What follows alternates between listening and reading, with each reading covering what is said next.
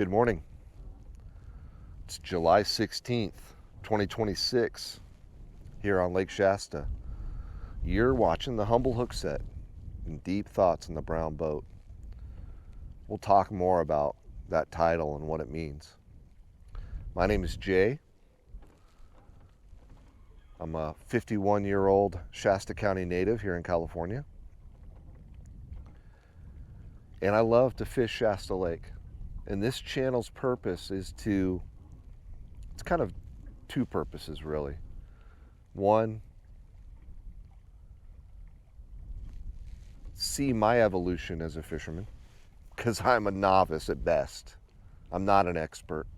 You may pick up some things that you may try, things that I know work for me, but I am by no means an expert fisherman. There's a lot of YouTube videos out there that are better if you want to be like a real drill down, like Tactical Bassin and some other of these channels that are focused on fishing. And the other purpose is to talk about a little bit about life. That's why it's called the Deep Thoughts on the Brown Boat, the Humble Hookset. Be humble.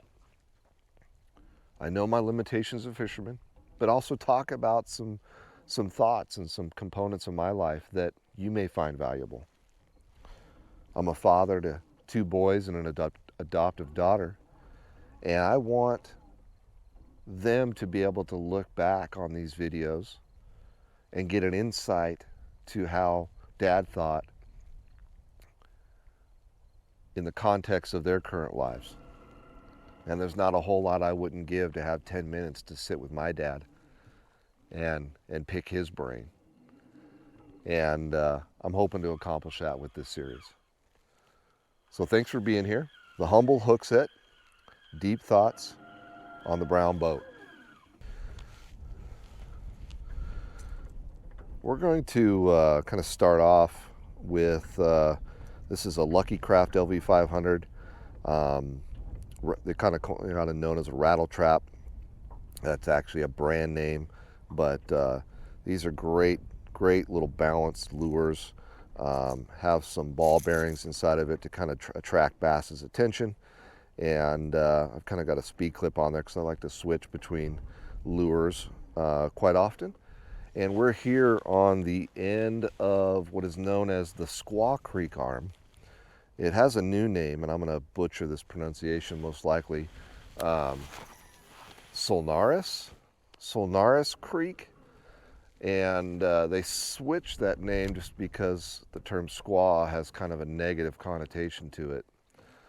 All the locals still call it by Squaw Creek Arm. So, and I've been here my entire life, so I'll probably refer to it as that until the new name kind of takes hold. But we're here because I'm going to roll this LV500 because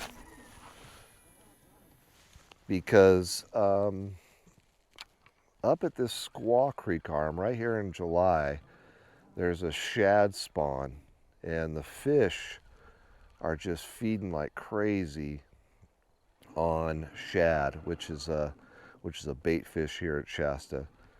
And I was here a couple days ago, and we caught quite a few fish. And a lot of times when you catch fish, they'll spit up what they've been eating, and it's probably a defensive response. And so what they say is match the hatch, or what are they feeding on is what you're going to typically want to throw. And so I've had some pretty good luck with this LV500. I also will be fishing a lot with a drop shot today, and we'll cover what those rigs look like. If not in this episode, maybe future episodes, and how I rig those.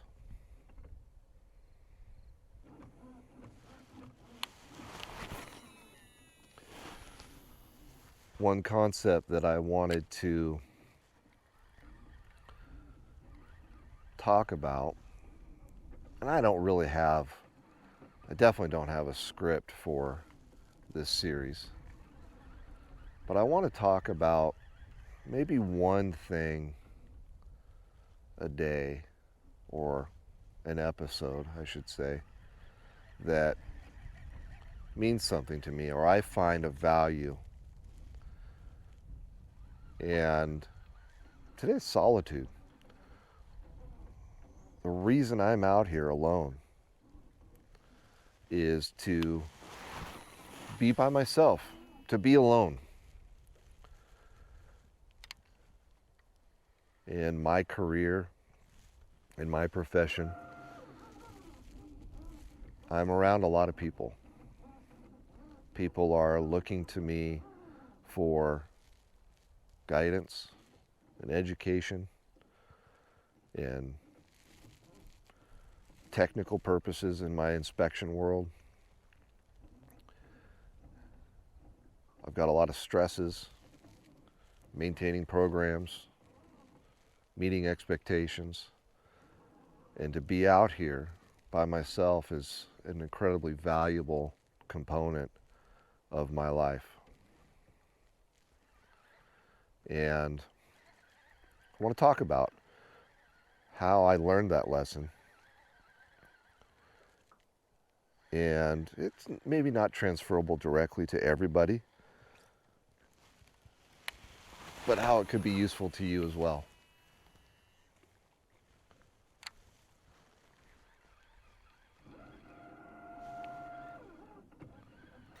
One of the things that bug me about the rattle traps a little bit is the trebles on them get caught up on the line sometimes. And you can see, so when you cast it, that treble comes around and grabs onto the hook, and then it doesn't have the action. And the way these things vibrate is, you know right away this thing isn't right. So you have this great cast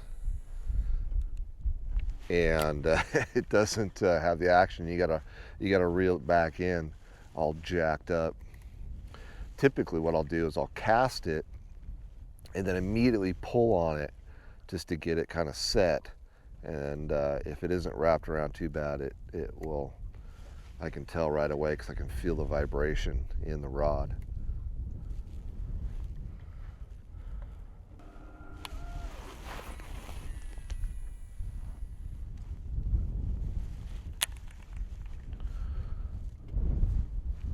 So we were talking about solitude, and I learned this lesson by, stand by, we have a fish here. Deep thoughts on pause. It's not going to be very big, but it's, yeah, he's just a little guy.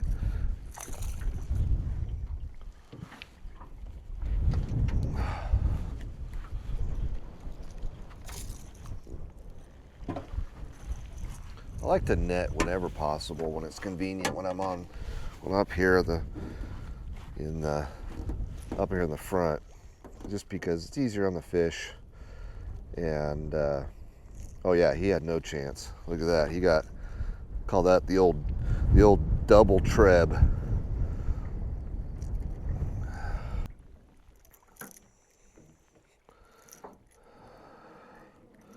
All right, we're gonna pause this. I'm gonna get a pair of pliers.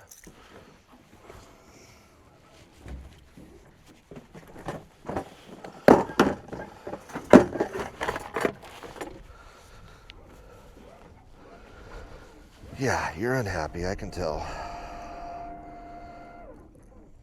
I just want it to be known that you're the one that bit the lure, okay? There we go. There we go. Go get bigger. I like to have this extended, make that a little bit easier. Have that ready for the next monster bass. Oh, we got to click our clicker. There we go. One for the day. But as I was saying, you know, I kind of learned the value of solitude, you know, probably in my 20s. And right when life starts getting busy for everybody, you know, when I was a kid, teenager, man, we have friends, groups, we hang out all the time. And then they get jobs. People get jobs, and then they get girlfriends and boyfriends, whatever. And trying to schedule this stuff is just, you know, we just got together less and less and less. I mean, we still got together, but I wanted to see a movie. Nah, I can't go see a movie. I'm working. I'm doing this. I'm hanging out with so-and-so. And I just started doing those things on my own. You know, I want to see a new movie. Go see a movie by myself. And I actually enjoyed it. And that was I kind of got over that.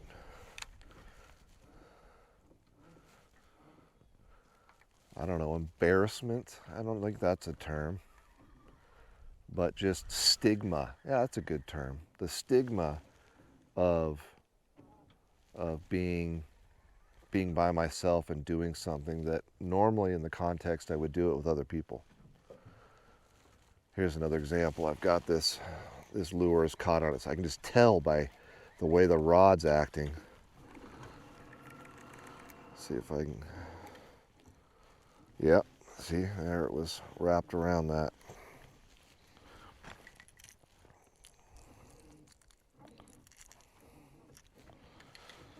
All right.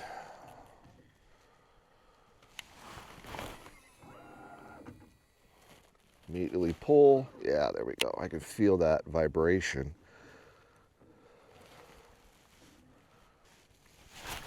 Oh, there we go.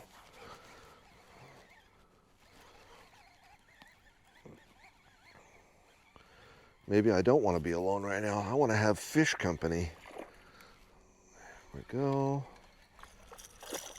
Yeah, another smaller one. Yeah, see, they're spitting up shad right now.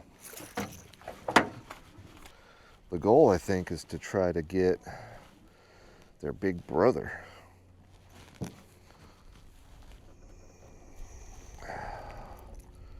Oh, yeah, see, I got him, but then I got him in the back. That's not good. That is one thing, like what they'll do is they'll bite this thing. And in this case, the hook set in the mouth wasn't great. And then what'll happen is this rattle trap will spin around and get them somewhere else. And that's what happened here. There we go. Get bigger.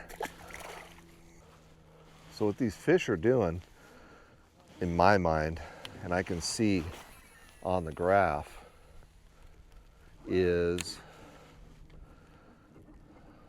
there's shad, and shad run in schools. Call them shad balls and bait balls, and they're just feeding on these things. Now,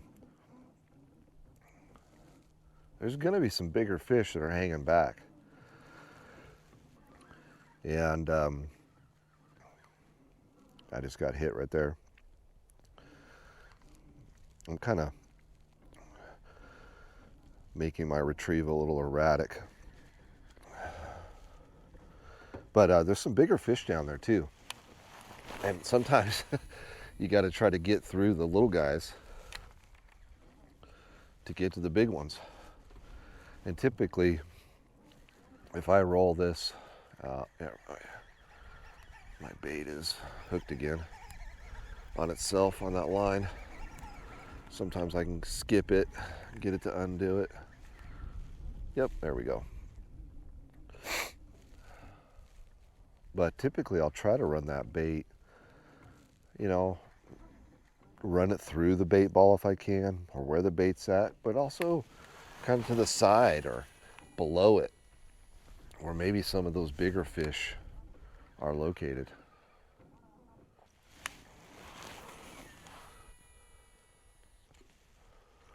one of my friends, James, he's a very experienced fisherman, and he was talking how with these rattle trap style baits, the real key, if you really want to attract that bigger fish, is bang this thing off stuff. So let this thing go down and, get hitting things, and making noise and erratic noise. And that's a thing I've got to work on, because these things are like 15, 17 bucks a piece. And I'm always afraid that, that I'm going to lose it. And I have. I've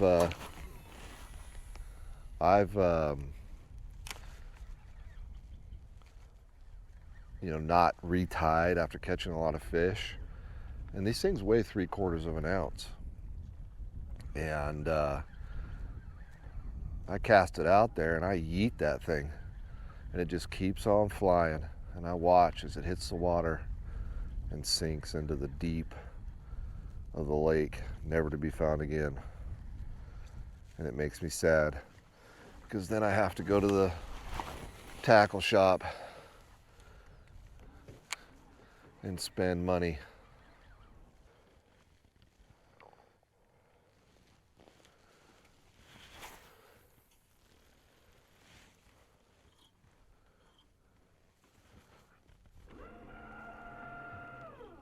Hey, Canada geese, trying to have some alone time here. Thank you.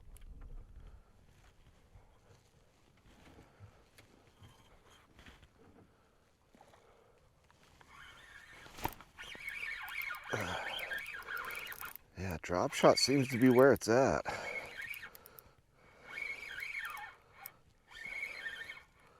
This feels like a decent fish.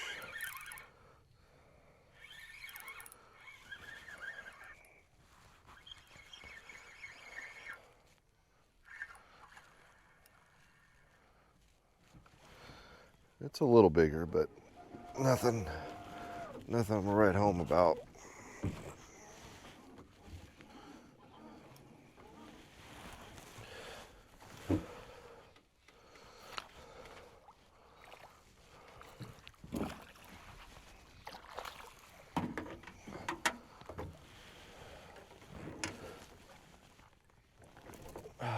Yeah, it's a little pounder. I like that hook set. I like it when it's in either the top lip or right towards the edge. If I'm careless and let it sit too long, they'll eat it all the way down, and then it takes a lot of surgery to hopefully save them. Nice fish.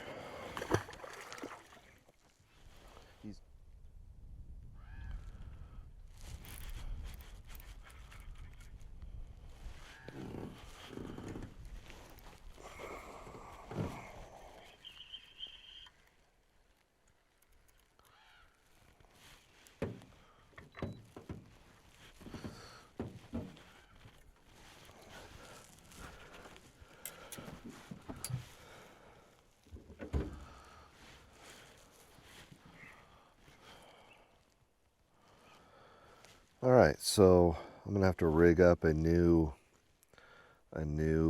drop shot rig. I'm gonna show you how I do that.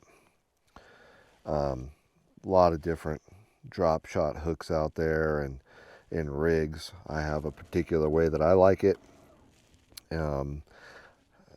This is not my exact configuration. I'll talk about typically what I like to use. I'm out of one of the components, but it's not a big deal. First up, I like to use a 10-pound fluoro leader. I have a braid on my reel, and then I use an FG knot and tie on a really quality fluorocarbon leader. I think I'm using FC Sniper. And with a drop shot, we want our hook, I like to put it 18 inches from the end of the line. because we want a weight at the bottom, and we want this hook to be suspended up, and the bait. And so to do this, this is a hook that I found that I really enjoy. I really like it. It is a Nishini DS hook. DS standing for drop shot. And it's a number 2. And my buddy Job is rolling his eyes right now because this is our kind of little secret hook. But I think it's a quality hook, and if they can be successful and sell more of these for drop shot, I think more power to them. So great hook. I like this little shank that's bent here and this eyelet. And the way that I rig it is I want this hook to be up. So I'm going to come down with this floral line through the eyelet. I'm going to drag it down. I go about 18, 20 inches. I've got fisherman friends. One of them's name's Dominic, who runs like 3 inches, a very low distance. So let me walk you through here what I'm doing here.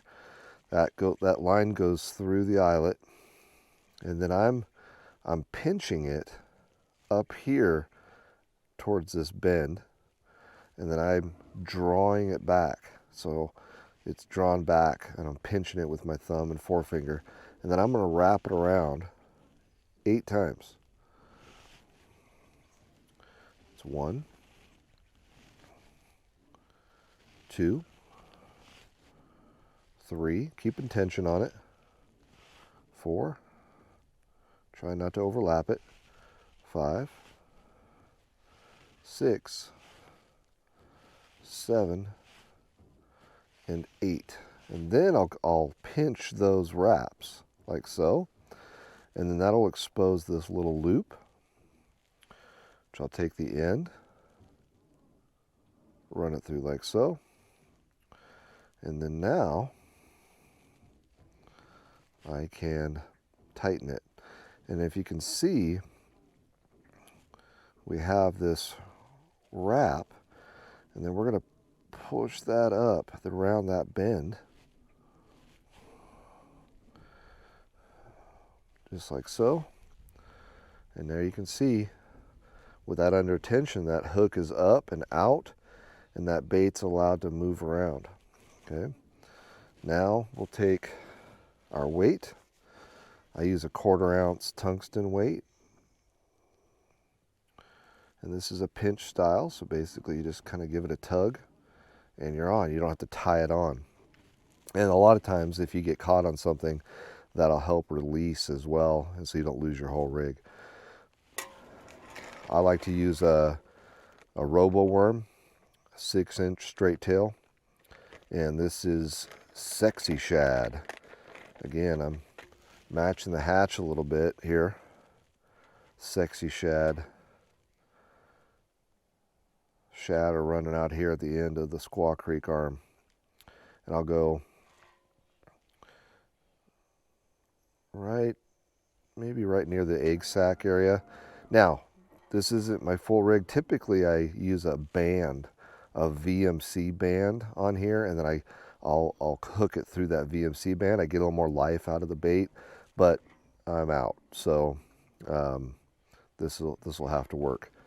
And you can, there's the full rig and just the wonderful movement of that bait.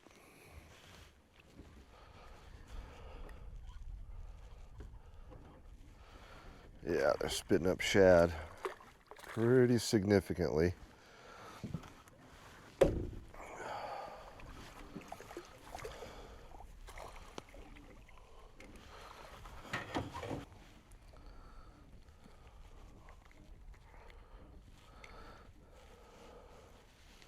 Spotted bass.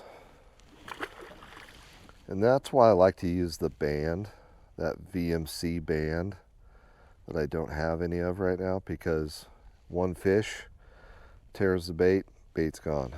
And I can usually get 8 or 9 fish out of it when I use the band.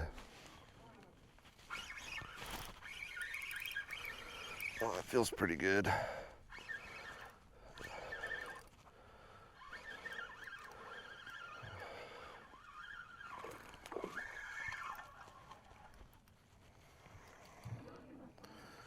Take your time. Yeah, it's a good decent size.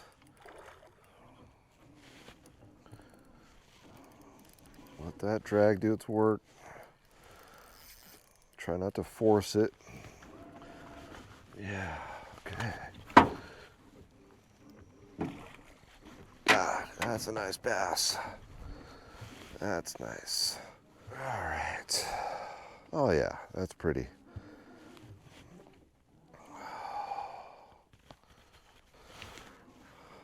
Oh yeah, that's a nice sized bass. Healthy. I like it. All right, buddy. Get bigger. Part of the big change in life for me, which is getting married and having kids, I had some doubts whether I was ever going to be married or have kids. And I kind of had to come to terms with that. There was a point where I'm like, I don't think it's ever going to happen for me. I'm not going to find that person I'll be able to spend my life with and have children. I laugh now because happily married for going on 21 years and 2 awesome boys, and now we have an adoptive daughter, and they're adults now. And it's just funny to think, at one point I thought it would never happen for me, and then when you're least expecting it, it does. But at that point in my life, I was living by myself in my house, and I came to be very comfortable just being by myself and being with myself, and having the confidence to be okay being alone. And I'm not saying turn into some hermit that sequesters yourself away from the world, but having that confidence to be by yourself, or learn that, gave me confidence that I can operate independently, and I choose to have people around me that I love and care for. But I am my own person, and I learned that in that late 20s.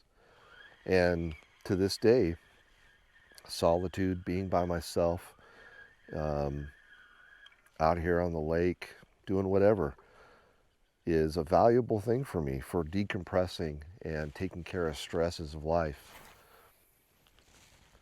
And it's done a lot for me. I think about things, process emotions out here on the water, or if I'm in the shop by myself. It's valuable.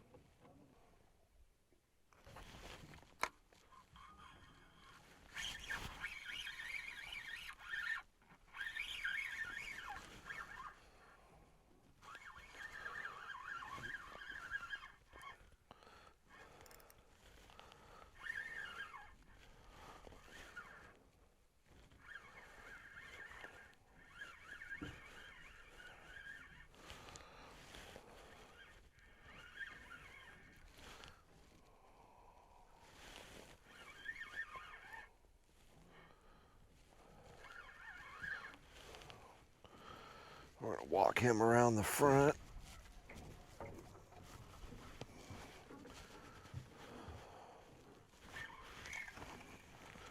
Try to stay out of the... that's a good sized fish.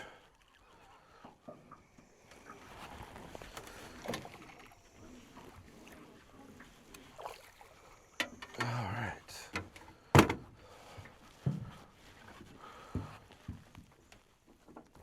There we go. Yeah, beautiful. Again, I really like that hook set and that top lip.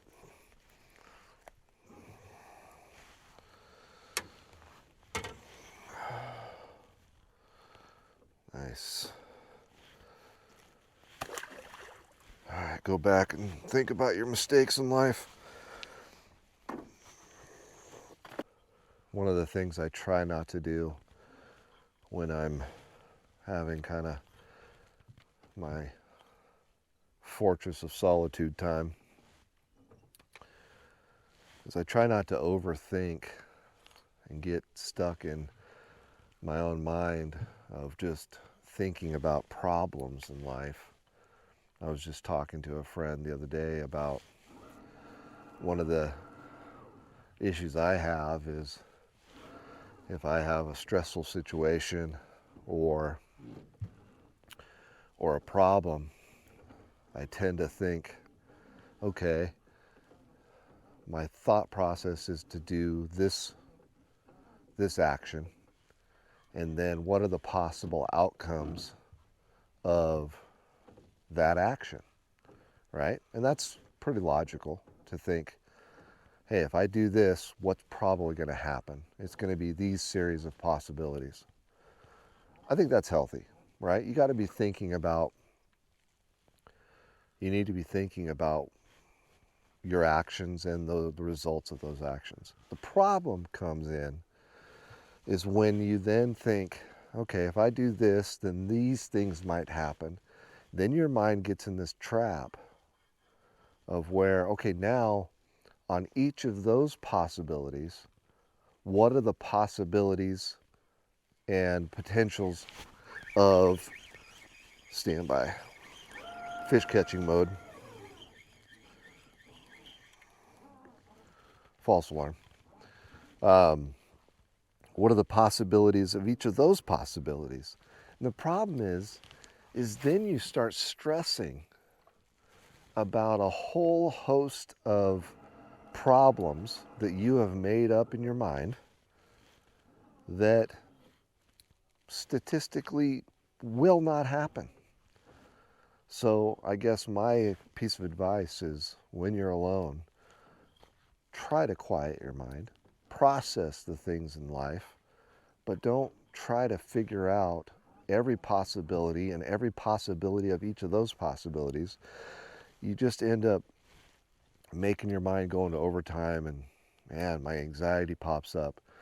And I'm not saying I figured it out, but I really try to be aware of it when I start doing that, and try to just be like, hey, I can't predict all the possibilities and all of the variables for all of these scenarios, and try not to get caught in that trap.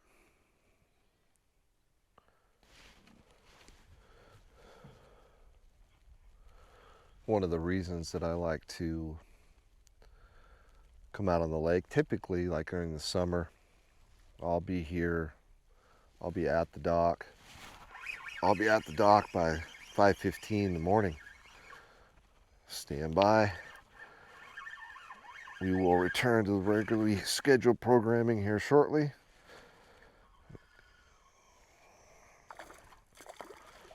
No, see, just knocked out my bait because I didn't have my little bands.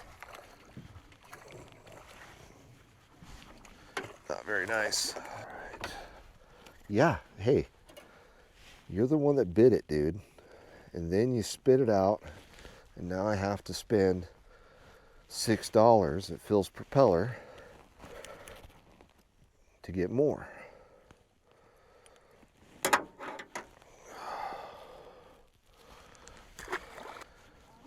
What I was saying was that I get to the lake, I'll leave my house at 4:30, and get to the lake. I can usually be at the dock in 40 minutes from my house. I usually launch at Jones Valley, and I don't do it just because that's when the fishing's best. Again, it kind of falls into that solitude theme. I do it because there's no one there. You know, sometimes when you're launching, you get there at 9 a.m. on a Saturday, you know, there's just going to be a line of people at the ramp, and, you know, people are waiting on you. It's just stressful.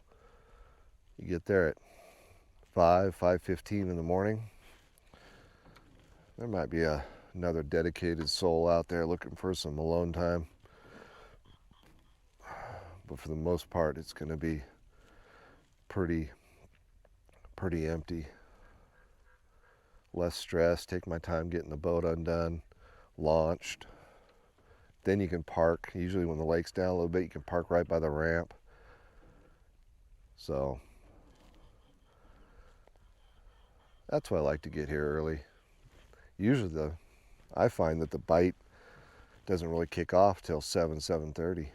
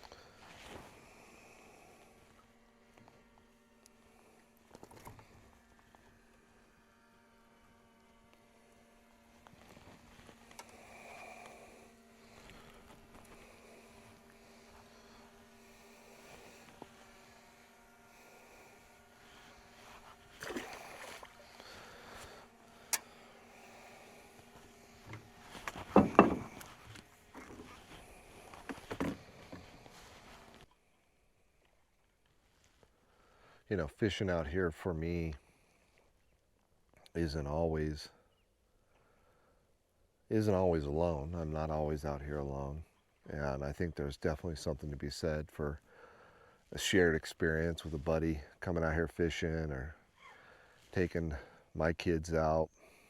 You know, those are all incredibly important experiences that has a different value than, say, just being here alone. And I think, you know, I'll talk more about this maybe in another episode, but, you know, everything in balance, everything in moderation.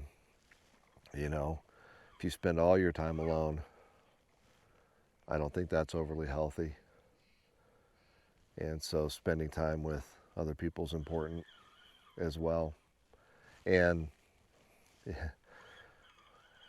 I do fish a lot by myself, out here by myself quite a bit. My wife's not really thrilled about it.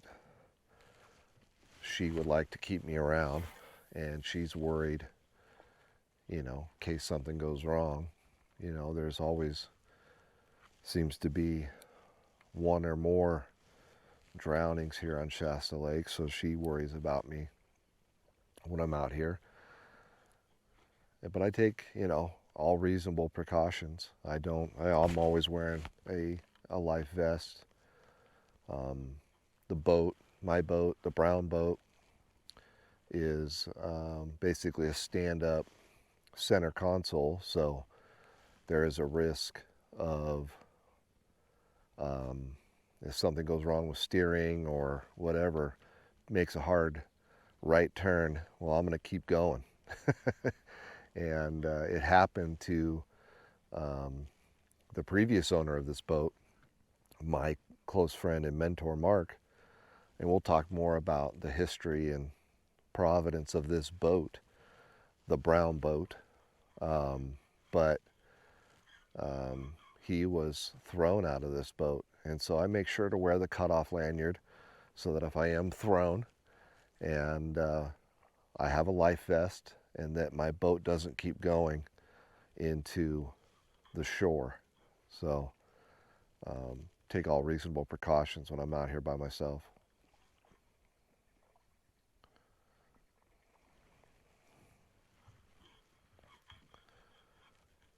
I don't think, there's always risks and everything in life. And I think that there are just some things that are worth a risk if you take appropriate precautions. I don't drink when I'm out here.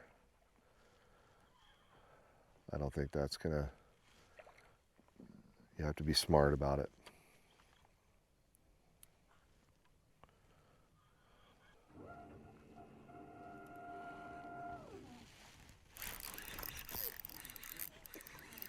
There we go. Okay. I was getting too much alone time.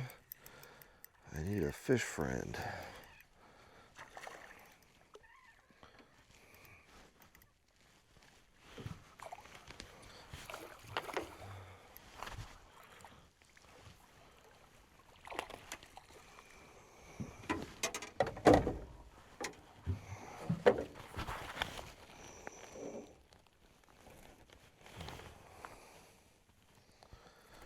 Hey, I'm trying to help.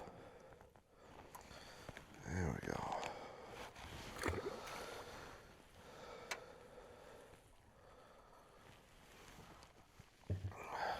So this rig is called a Neko rig.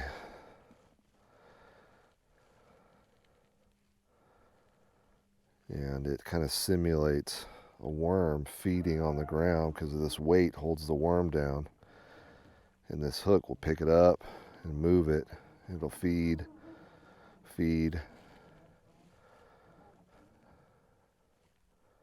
Works good.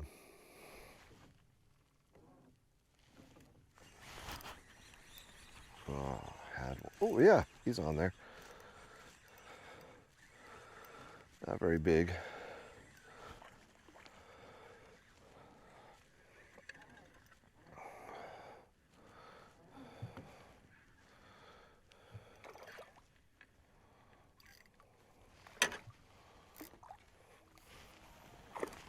These little guys I can just bring in.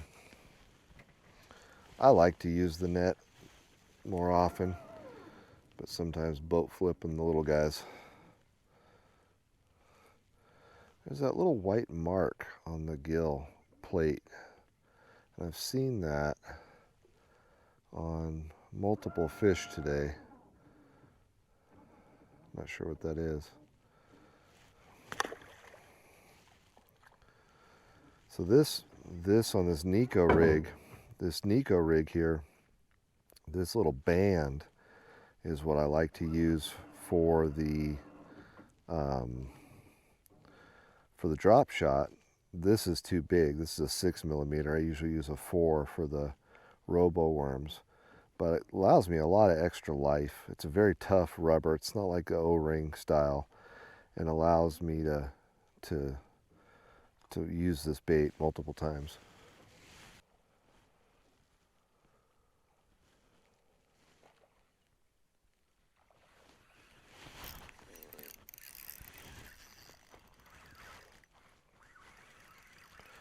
Yeah, this feels better than that last one. Definitely got some weight. Probably a pound.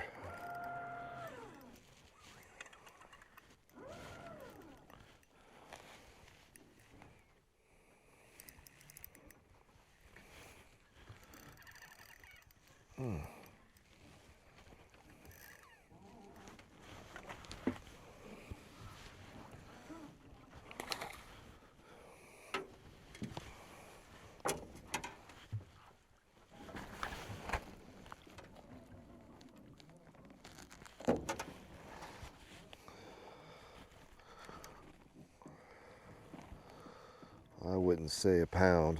He was just extra angry. There's that silver mark on the gill plate. I'll have to research that.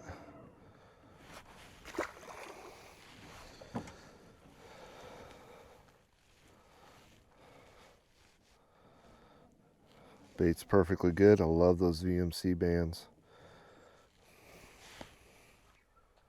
So the thing with the Neko rig is you kind of lift it to move it to another spot and kind of see if there's anything there. And what happens is I'll feel weight on it, so I set the hook, and it's usually me setting the hook on a tree pounder, so some underwater log or something, and I just sent that hook home. Hopefully we can get this unhooked.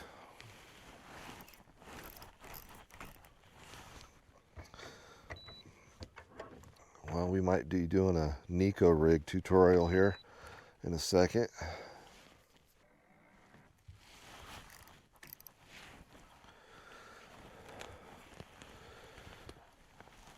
There we go, let's see.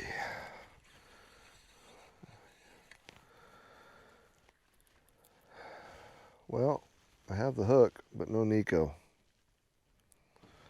All right.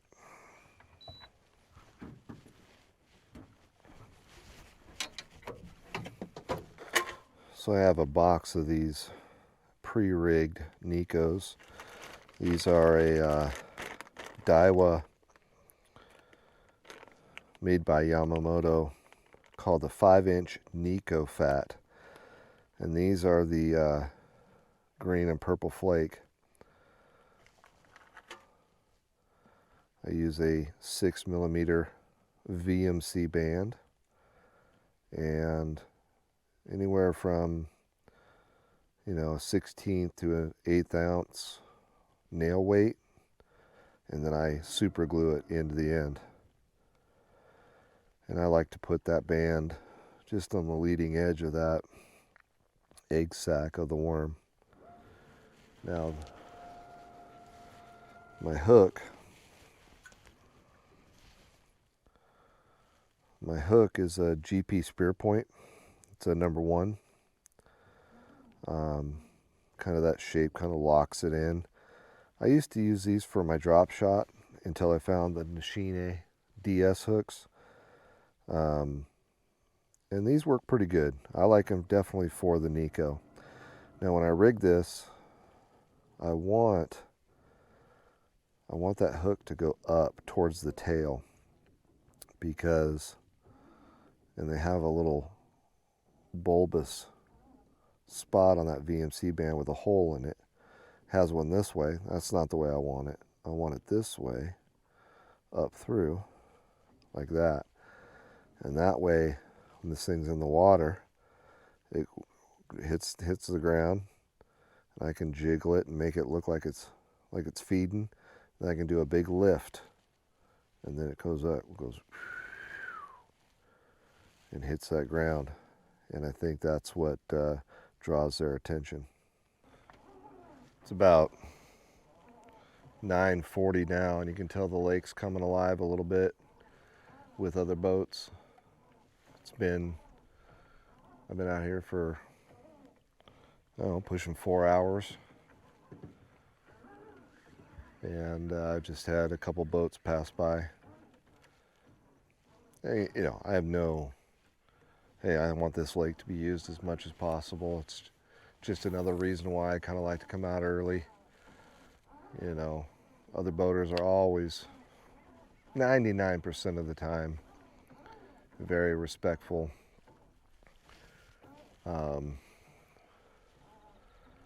Especially when you're way back up in these arms. There's not a lot of wakeboard or wake surf boats, and just not a lot of activity back up in here, which is nice. Again, a little bit of alone time, quiet, listening to the rustling of the bushes up on the bank and the shore. You know there's something alive up there moving around, catching fish, having a great day.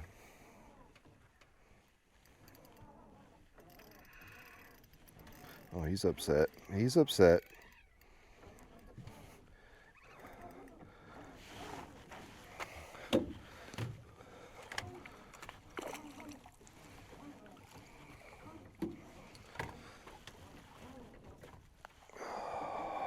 This is the second. Oh, I caught him up in the eyeball, bro. Hey, hey. I'm not gonna chase you all the way around the boat. Hey, I know, you're upset. There you go.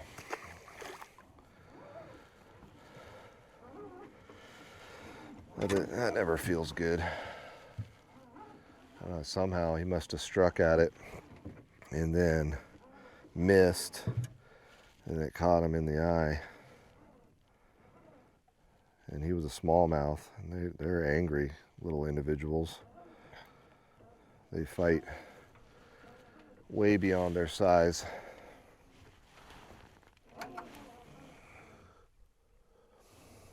Well, it's about 10 a.m. I think I'm going to be heading back to Jones Valley here in just a little bit. Just some final thoughts.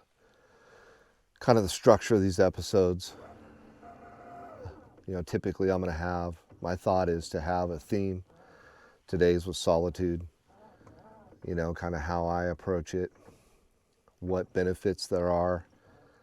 You know, acknowledging that it's not about being alone and shunning other people, but taking a space, a time to give to yourself and process things, but not overthink things. You know, I think that's pretty unbeneficial to be just constantly thinking about all the possibilities, how something could go wrong, what you're going to do 5, 6, 7 moves down the road.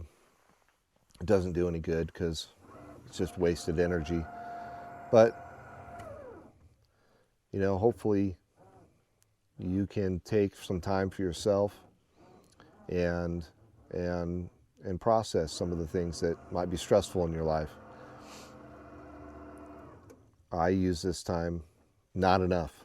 For the last year, I've been working heavily out of town and in the field of welding inspection, and working minimum 50 hours a week, upwards of 70, 80 hours a week. And it's been that way for the last year. And it wasn't until just last week that I was able to actually get out fishing for the first time in about 4 months. And I really needed it. And I need to make a little bit more time for that. And if I can give any advice, you know, take yourself out of your day-to-day locations to have some time. I think there's definitely value in maybe working out in the garage or the shop. That works good for me. Or sometimes my wife and I will be sitting in a chair. You know, I'll be on my phone, she'll be on her phone, maybe a movie in the background. We call that together alone time. But you know, things like getting out in the nature, going for a walk, going for a hike, taking some time and saying this is my time is really valuable. And I've gotten a lot of benefit out of that over the years. Like I said, since I kind of discovered the secret that I don't have to have somebody around to enjoy things in life. I love experiencing things with other people. Obviously my wife and my kids and my close friends and family. But I can take time just for myself to experience things. Fishing was good today. You know, I came out on the 12th, which was, I believe, a Sunday, and I fished over in the pit arm a bit, close to Jones Valley, and then further up the pit a little bit. Caught 8 that day.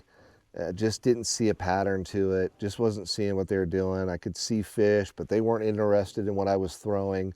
And it wasn't frustrating, but, you know, 8 for my typical return on a day is a little low. So I knew that, hey, my time off from not fishing or being out here, I read things wrong a little bit. I came out here on the 14th, 2 days later. I said, I'm going to try something different. And I came up to where we're at right now, which is the very, very, very end of the Squaw Creek arm. I thought, hey, there's cooler water coming in. Squaw Creek is still running. So there's going to be some cooler water. Then maybe the fish will be a little more active. And I was right. And what I found out is there's actually a pretty darn good shad run right now. Shad, the bait fish, bass are just going nuts on shad right now. I